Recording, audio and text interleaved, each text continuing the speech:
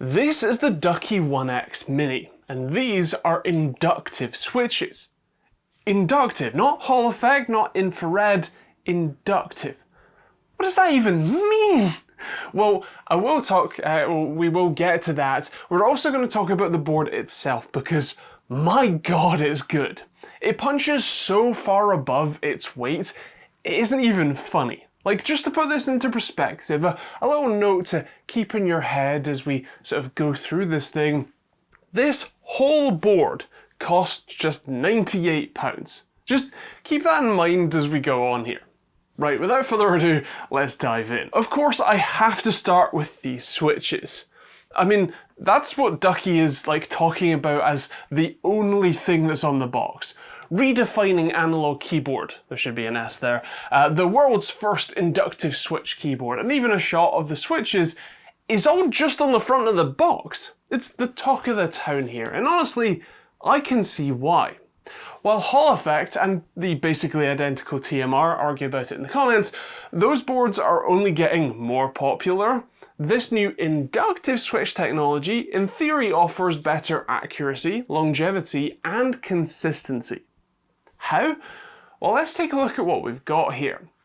The switches themselves, which by the way aren't secured super well to the keyboard plate, so when you use the included keycap puller to try and pull a keycap off, you often pull the whole switch out with it.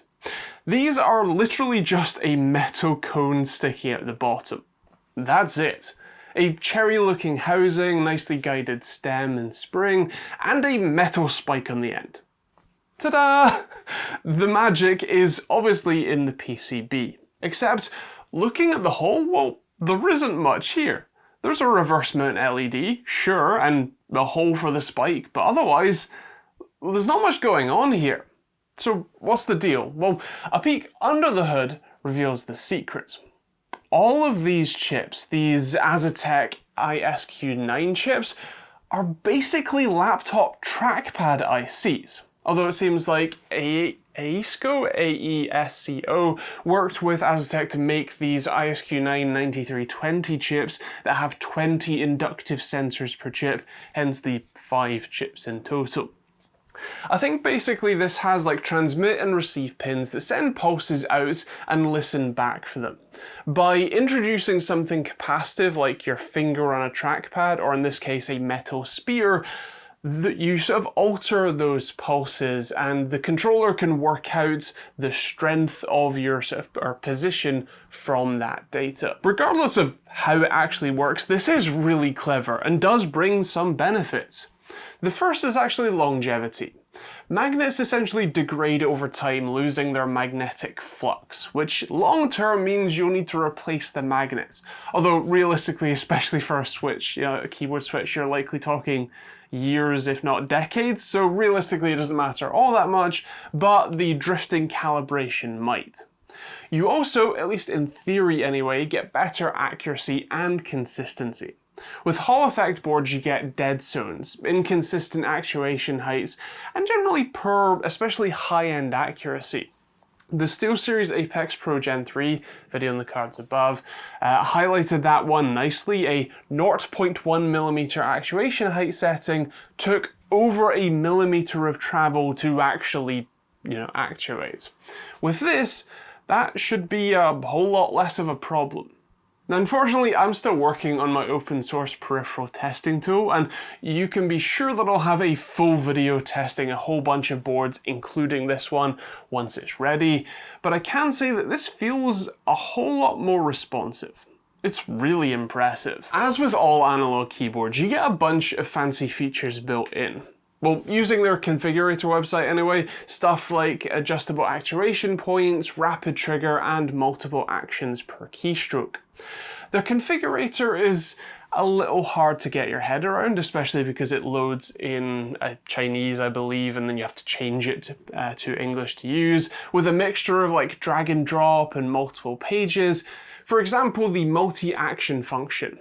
You set your heights and the 4 actions separately to one of a number of multi-action key options, and then in the main keyboard config you can then drag that multi-action macro onto whatever key you want. It's a bit confusing, especially since the set and reset heights aren't preset, so you can see what they're meant to do. Oh, and it also failed to update the firmware and just says error along the top constantly. This sure still needs some work. Something else that is impressive though is the build quality.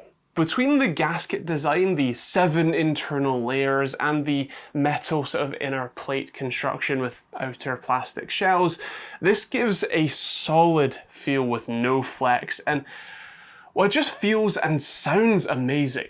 First, have a listen.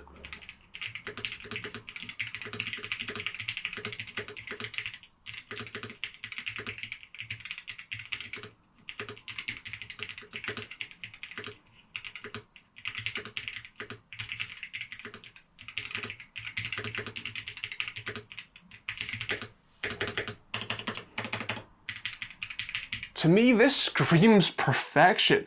It screams premium in a board that I needn't remind you is less than half of that SteelSeries one.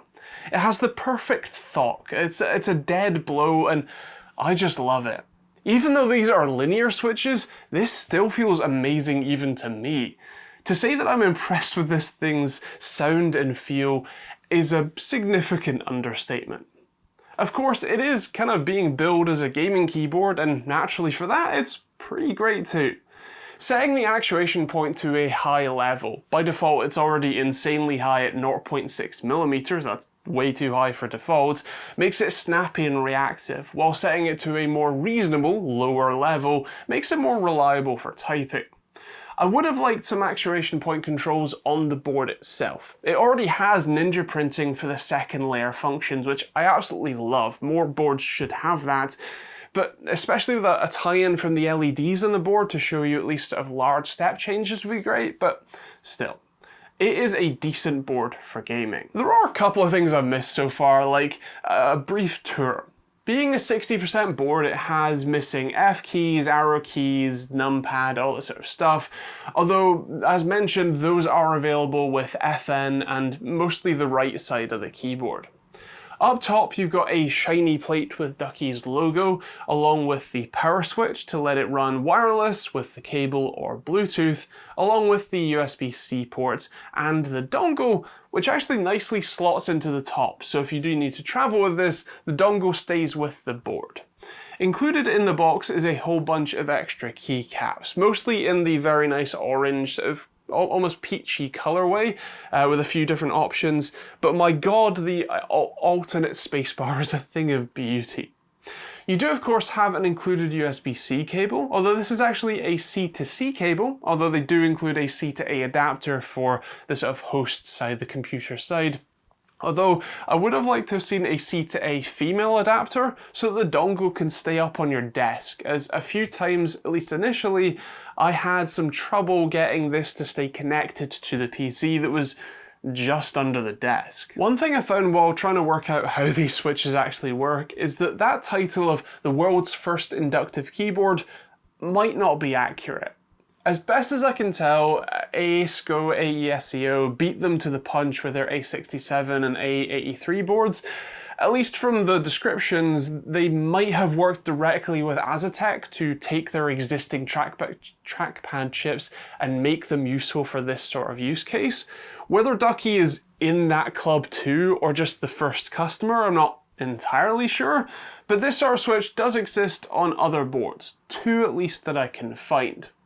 That doesn't diminish the cool factor though, or the features or functionality, or just how damn good this Ducky board specifically is, but I thought it was worth mentioning at least. This board definitely needs some refinement, especially or almost exclusively with the software and features department, but for £98? Well, this thing feels unbeatable. My god, does it feel good to type on, and it's really cool to have these genuinely unique switches. This and the larger full-size version jumps right up to the top of my cool quality keyboards to buy list.